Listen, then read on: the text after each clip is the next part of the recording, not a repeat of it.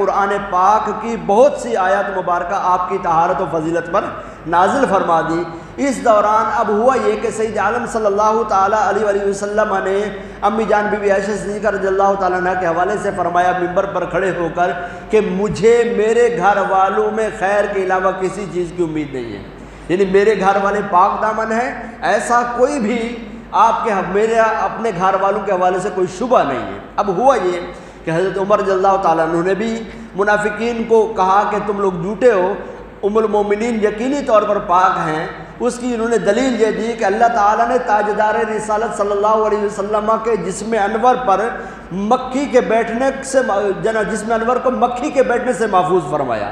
آپ علیہ السلام کے جسم انور پر کبھی مکھی نہ بیٹھی، تو جب اللہ تبارک و تعالیٰ کو یہ بات گوارا نہیں ہے کہ مکھی بیٹھے، تو وہ کیسے گوارا کر سکتا ہے کہ سید عالم صلی اللہ تعالیٰ علیہ وسلم